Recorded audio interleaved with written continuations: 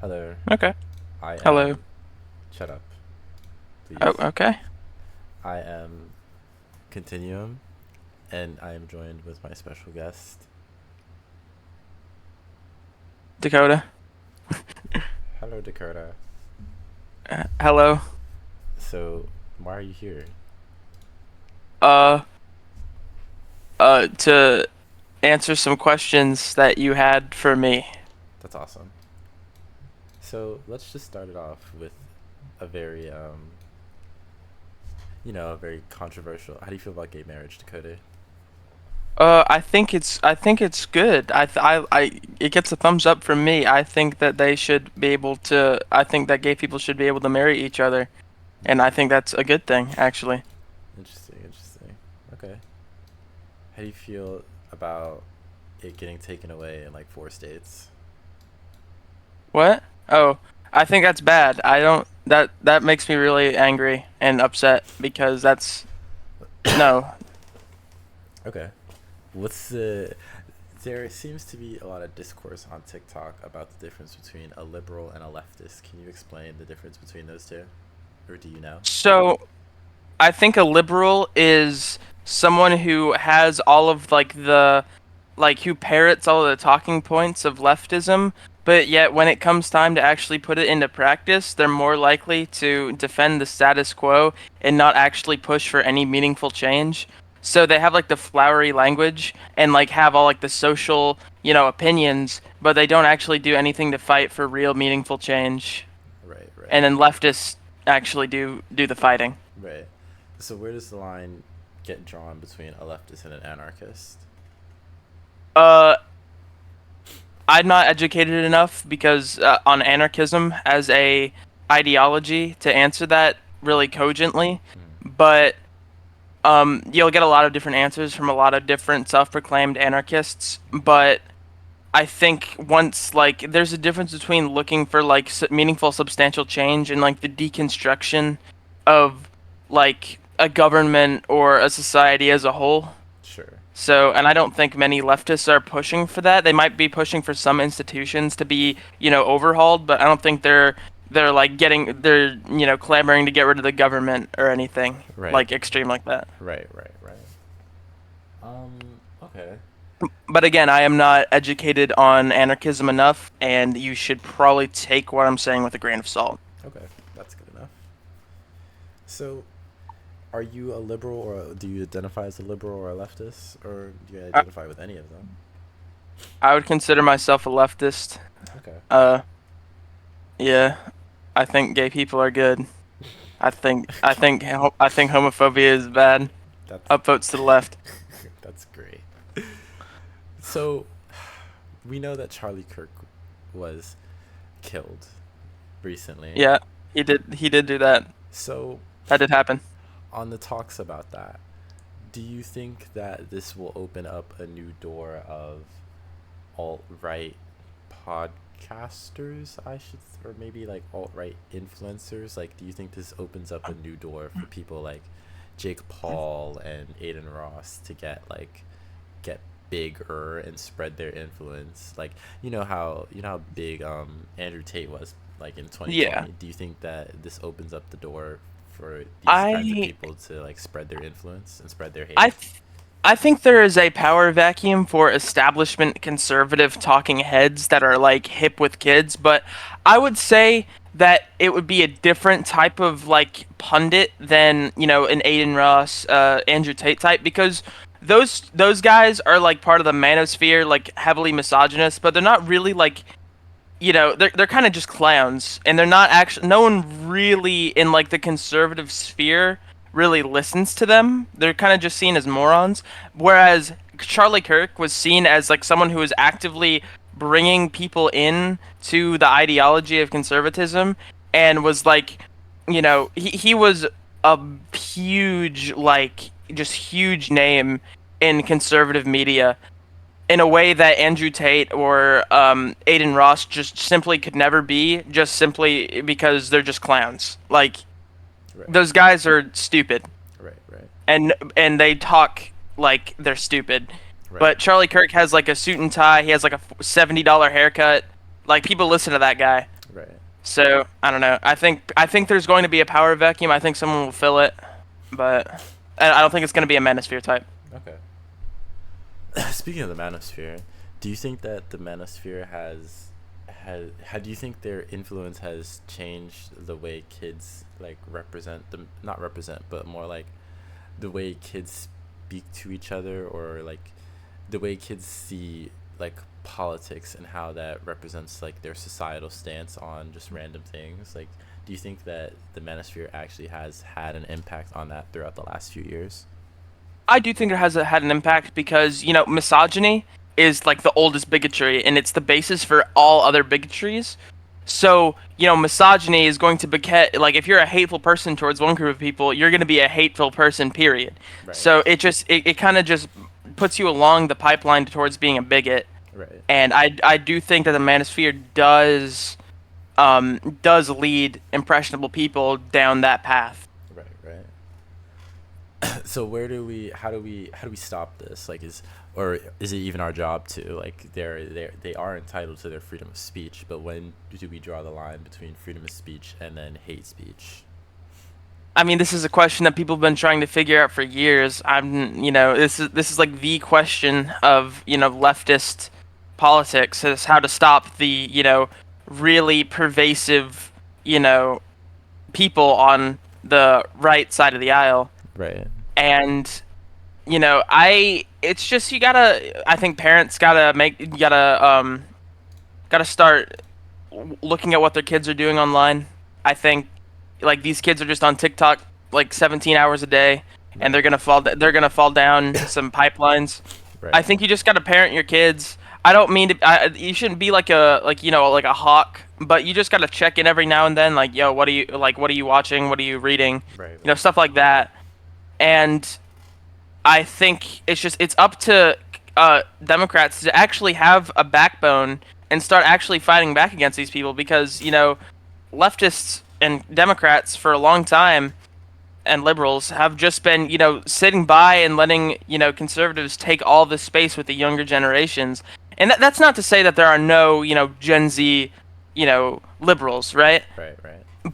But it's like you i- the far right has made it their mission to get their hooks into impressionable people, Mm-hmm. and it's up to us to like try to offset that with truth and normalcy and compassion. Mm-hmm. It's a lot easier for people to hate, but we need to help them before the far right turns them into horrible people.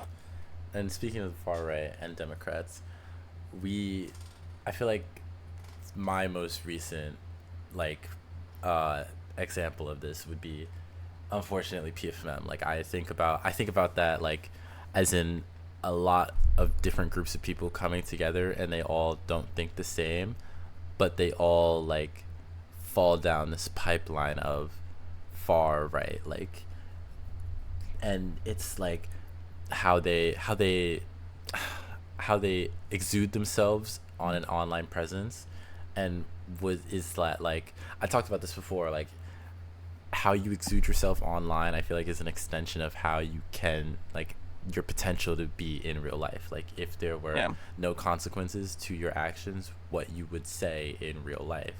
And I feel like that's what recent times have brought out, honestly. Like, even in like real life, like those four kids that went to that HBCU and just started spreading hate speech, and then they got kicked off. Like, we've never really seen that before, but now it's becoming a lot more prominent, especially with the Charlie Kirk assassination. Like, people are coming out in waves to just spread this, like, it's almost like what's it called? It's almost like the great the not the Great Migration. Do you know what I'm talking about, when they kicked all the Native Americans?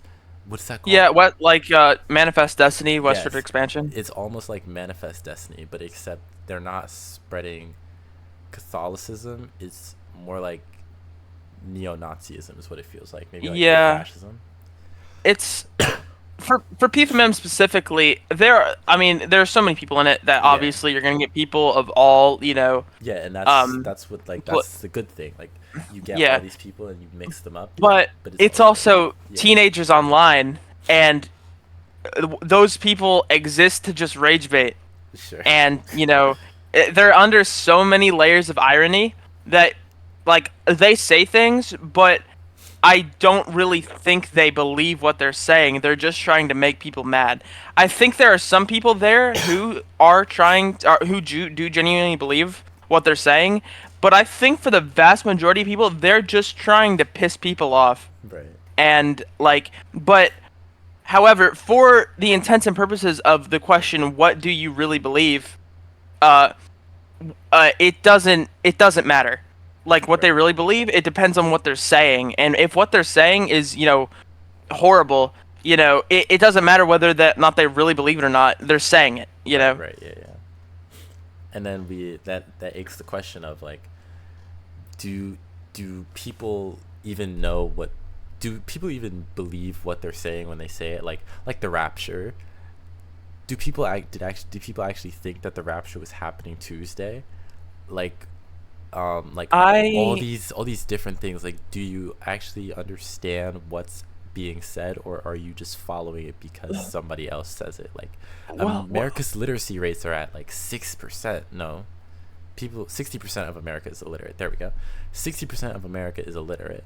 So if we take that and we look at like No Child Left Behind and like college dropout rates and like stuff like that, and we take all those people, if you're over 18, you can vote. Like, and if we have all these people that don't understand how to sound out a word, or don't understand how to like read a word and break it apart and like see what it there's a word for that, I just can't think of it right now, but like you break apart the word and you see what parts of that word, and you like figure out from context. Like if there's a whole chunk of America that can't do that, then are we really having fair elections, or is it just based off of what somebody who has a lot of following is saying? Like if I had 6 million followers and I said chocolate ice cream is the best ice cream, and my idiot followers don't know any better, is it really the best ice cream? Like now the votes are being swayed, you know?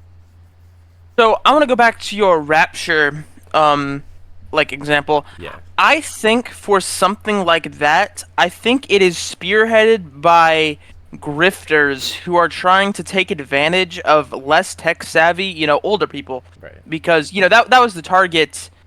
Um, that's the target of um the lies of the rapture is Yeah. just older people, because they're not as tech savvy, they're not as tech literate, and they're more likely to believe that stuff. So I don't think the people who are spearheading it really believed it at all.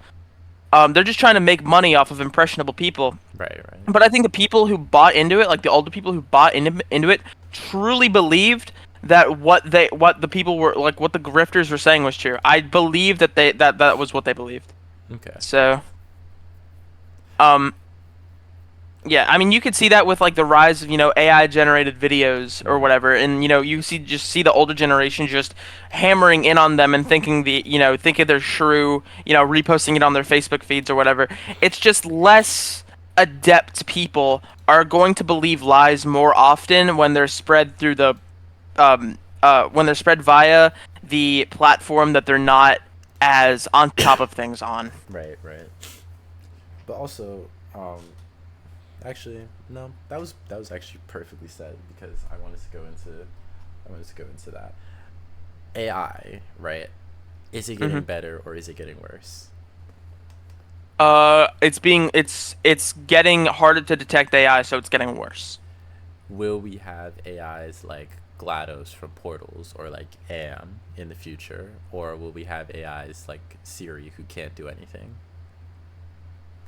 I think that they're going to try to make shit like GLaDOS. Oh, sorry, but Okay. um, I, th- I think that they're going to try to do it. Uh, I'm never gonna say never, because obviously, like, you can never be too sure. right.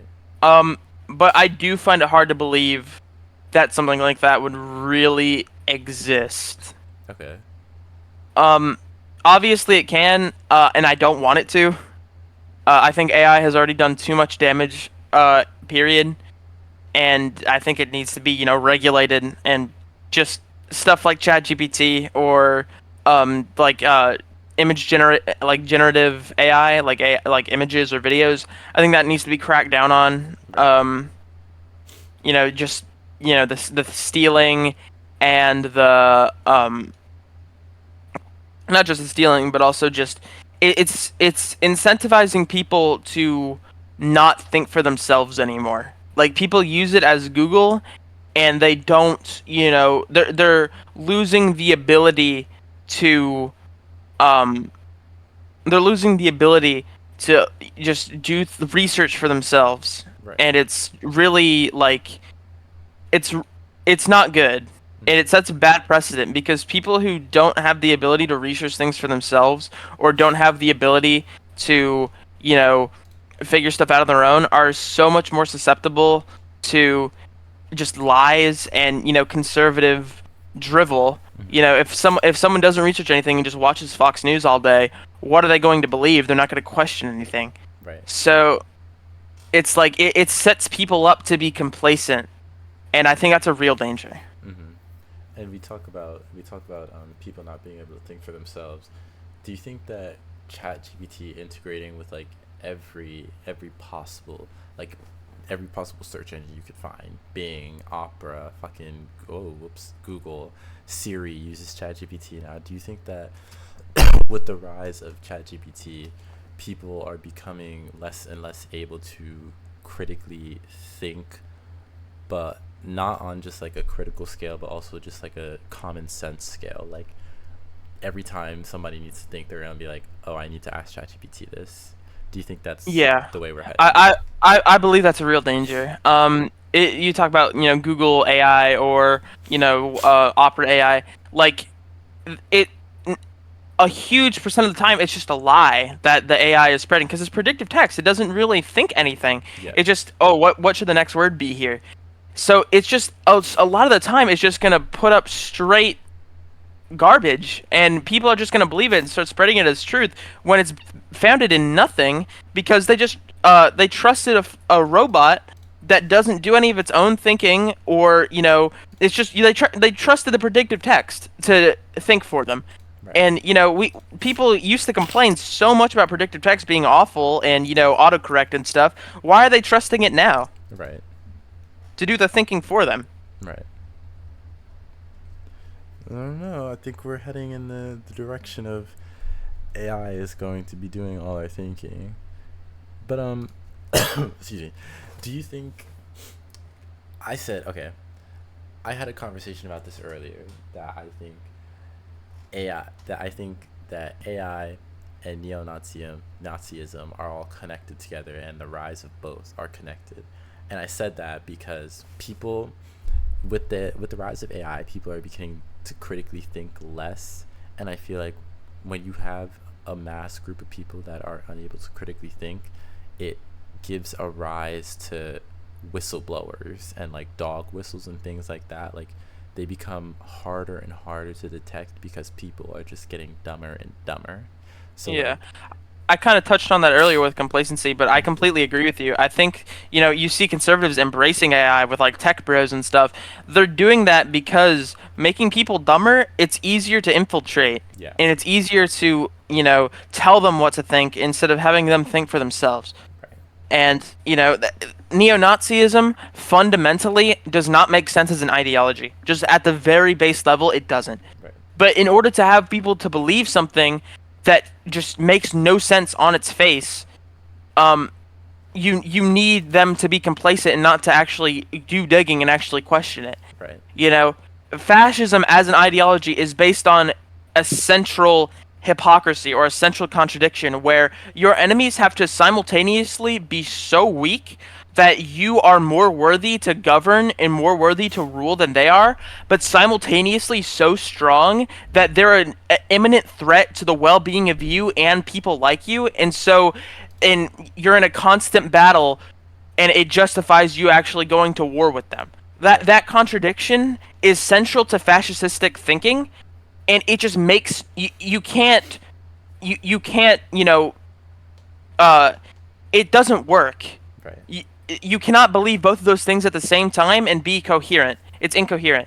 right, But in order to stop people from acknowledging that, you just make people just stop questioning in the first place. Right. And I think AI does a great job of doing that. Because people on Twitter asking Grok, like Elon has been trying to make that AI like just push neo-Nazi far right drivel. He's been trying to do it so badly, and for that purpose, Twitter has been infested by Nazis, Right. and it's because it's a safe space for Nazis to fester now, and they're trying to exacerbate that by adding this AI that you know what's the word? It corroborates, or it you know Yeah. oh, what's the word? But, It I'm trying to think of the word, but it like it agrees with them fully, and they yeah. can point to be like, oh, look at what this said, Yeah. you know? Yeah. Elon Musk. I fucking hate that guy. I can't stand him. He's I agree just. with you. He bothers me. Unbelievable. He's the biggest grifter. Like, I don't know. He Maybe bothers. he truly believes what he's saying, but I think he's just grifting. I, So I think that he's just gonna. the money's gotten to him. It's over. I don't know. I also think he's like just crazy, but Poor guy. Anyway, it's not. I don't want to talk about Elon Musk. Not on my podcast. So, let's actually talk about our current president, our fave. oh, Do you think he's a billionaire? Are the rumors true? I wouldn't be surprised. Ooh, I wouldn't be surprised if there's some stuff going on, interesting. but I don't know. I I'm going to err on the side of caution and say no, but if he was, I truly would not be surprised, Right, and I think it's fairly likely. right. Let's talk about the Epstein files. Do Hmm. you think that they're real or not? Oh, obviously, I think they are. Okay. Do you think that he's on them? Oh, yeah, absolutely. So, let's talk about this. Epstein, quote unquote, kills himself in jail, right? Yeah. And now these files apparently exist, but they were flushed down the toilet. Nobody can find them. Let's be honest. Can they really not find the files, or are they just not going to put them out? Uh, No, they have them. Trump has been saying for years that he's not. Oh, are you going to release the JFK files? Yeah. Are you going to release, the 9/11 files? Yeah. Are you going to release the Epstein files? It's like they definitely exist. Earlier this year, Trump was talking about how one of his, cabinet members has the files on his desk, but then a couple months later he's like, oh, they don't exist. Right. You know, it's like it's just so many lies upon lies. And anyone who believes this is getting played so hard. Right. It's ridiculous, you know? Mhm. And I was saying like 2 weeks, maybe 3 weeks ago, that MAGA has turned into a cult, and I just realized this now, but I feel like they're into a cult. Do you think that the Epstein files, if they were to come out, would be like the crack in the cult mindset, or do you think people are too far gone to even care about that? Because they don't care about racism, they don't care about homophobia, they barely even care about like spreading Catholicism. So would child pornography or like child predatory behavior be like the crack in them? I think for some people it would. These people, conservative, like, that's a big thing conservatives have played on is, oh, protecting our kids, Right. right? So that's a big thing that they've tried to take over. And so I think when, your big president, your guy, turns out to be a kitty diddler, I think that would drive a lot of people away. But I do think there's a sizable portion of the conservative base who is so bought into MAGA and so bought into Trump that they would make so many like mental they would do the mental gymnastics to be like, well, Right. it's a liberal hoax. Oh, da la la. It's like there are people who are too far gone in the MAGA cult, I think, Right. to actually think about that. But like, then when does it end? Because we have racism that still exists even after the Civil War, and my theory was, right, unfortunately it was an ethnic cleansing. Like, you just kill all of the Southern, like you just kill all the Confederates. Like, we didn't even kill the top guys. Like, we did that with World War II. Fuck, I can't. Fuck. What was that called? The No. Nuremberg. Yeah, the Nuremberg trials. We did that. We killed like 7 people. I think we could have killed them all, and the world would have been a better place. Is that like, is that a is that a thing that can happen? Do you think, or am I just like too far gone? You're talking about like conservatives. I think that there are a huge portion of the conservative governing body, people in government who have committed crimes against humanity Right. with their with their rhetoric, Right. and I think there needs to be a sizable punishment for that. Um, like it's you can't let these hateful ghouls just fester and just continue to, prey on vulnerable people and get minorities killed with the things they're saying. Mm-hmm. You just that can't happen. Period. Right. And I mean, it's just it's disgusting. Right. I think there comes a point where once all other avenues of meaningful change are blocked off and don't work, there comes a time in order to actually make change to better the lives of millions of people. There is a time where violence is forced to be utilized, Right. unfortunately. Right. Well, since we're speaking about violence and crimes against humanity, Palestine versus Israel. What's going on down there? Can you give me a rundown like I'm six? What's really the issue? What is this really So about?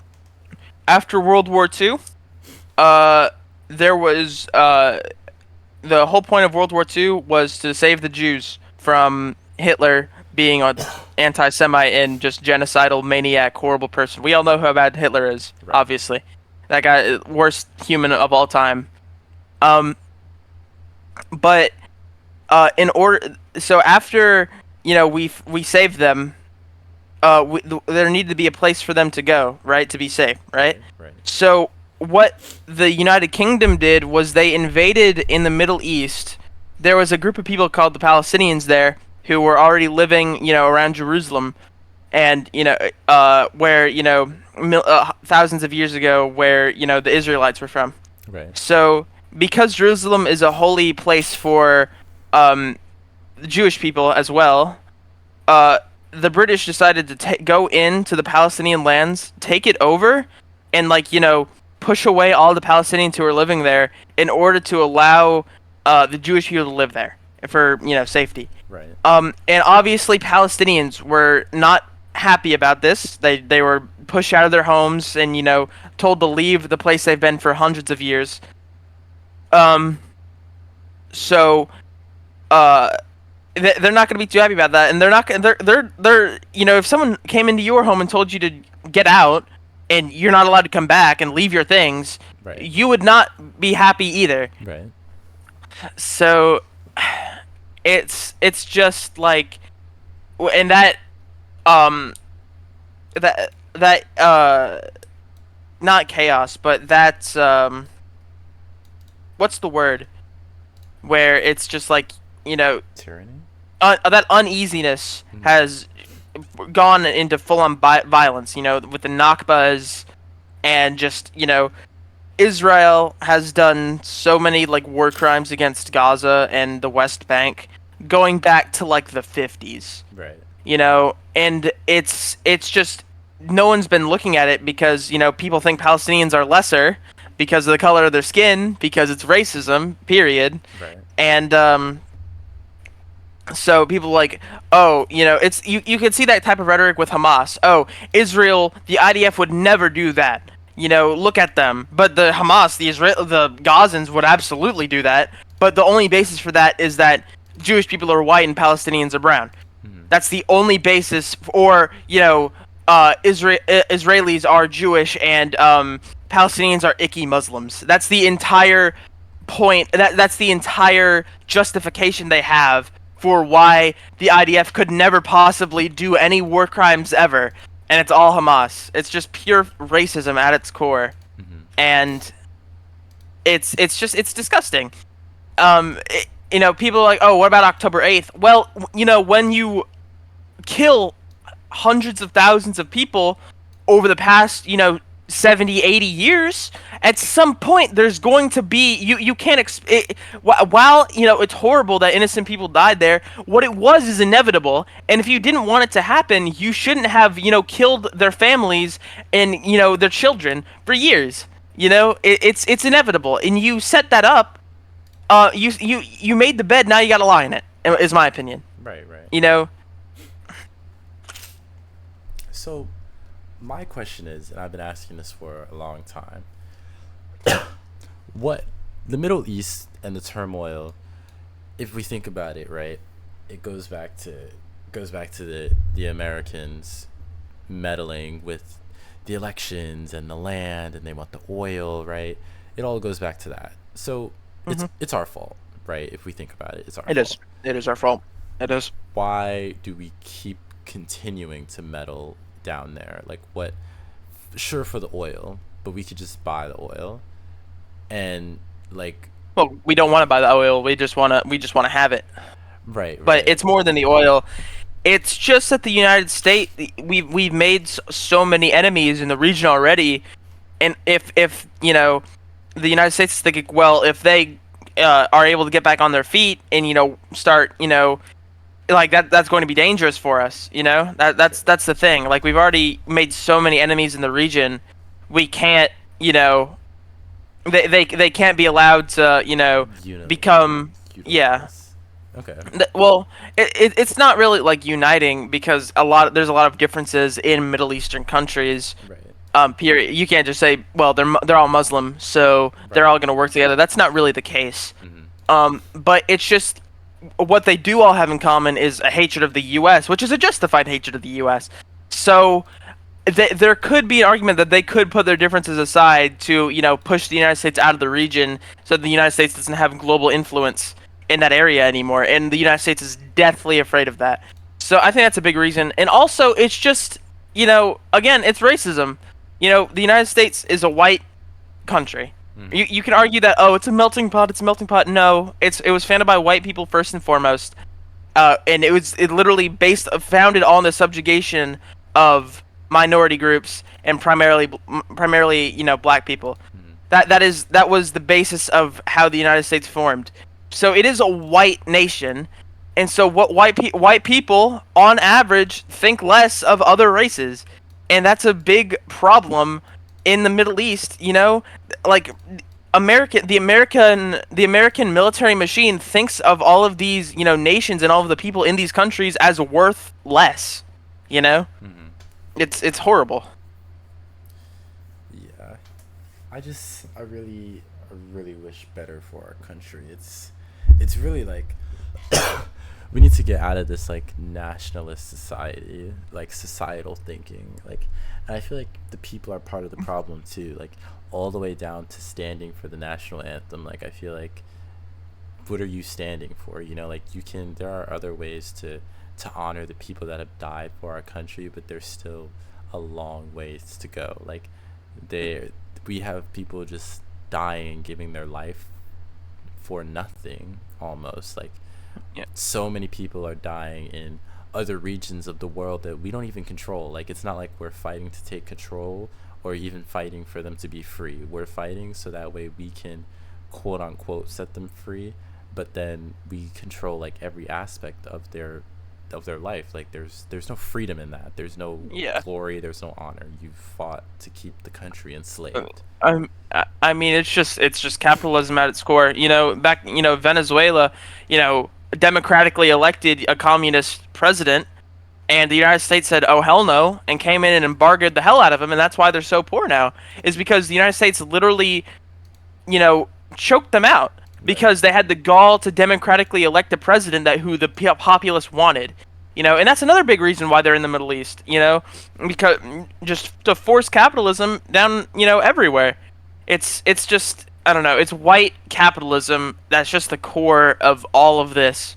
And you talk about standing for the national anthem, and what are you standing for? The United States has almost nothing to be proud of. Any good that the United States has done is so horribly offset by the huge laundry list of just war crimes and just human rights offenses that we've committed over the past 200 years. From the Trail of Tears to the prison in Iraq to Guantanamo to uh, like Operation Desert Storm to Venezuela to Vietnam to everything. Just the huge list of it's a slavery. Like the huge list of everything that we've done. It's basically what are you proud of? Right. I'm not proud of that. I'm vehemently disgusted by it, and it's awful. It's truly awful. Like you people beat their chest about how great America is. What about it is so great? What is? Right. I asked the same question, but what? I have a question. What is the prison in Iraq?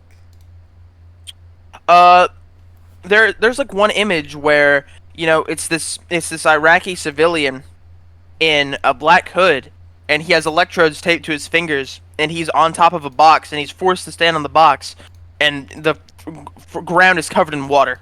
So it's like torture. It's yeah, Okay. it's horrible. Let me see if I can look it up. Um,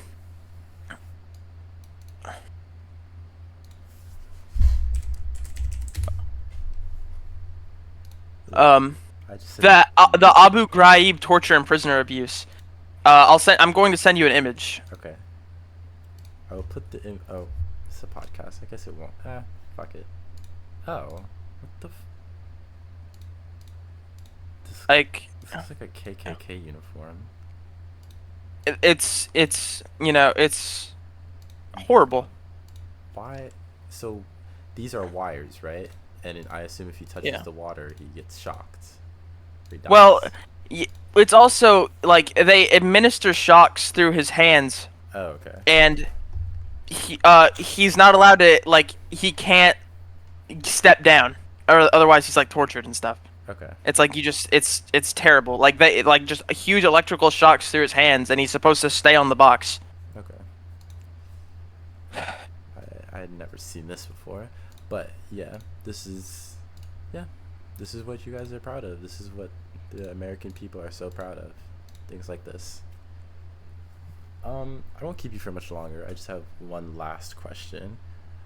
We talked a lot about the right and conservatism is on the rise, but I saw this. Unfortunately, I saw this tweet, and it said, "We are going. Democrats are so lazy and useless, but the right is so much worse. What do you vote for?" And everybody was like, "Oh, the Democrats aren't lazy. They just can't get anything done." But aren't Democrats kind of lazy? Like, do you understand what I mean? Like, I feel like there's Uh, there's a lot more that Democrat could be done. Democrats are lazy, limp, have no backbone, have no fight, nothing. That's another. That's your first question is the difference between liberals and leftists. Well, again, liberals don't really like the Democratic establishment doesn't really care about what the conservatives are doing. What they exist to do is uphold the status quo. They don't want to fight anything. Right. They don't want to do anything. Any stuff that makes people's lives better.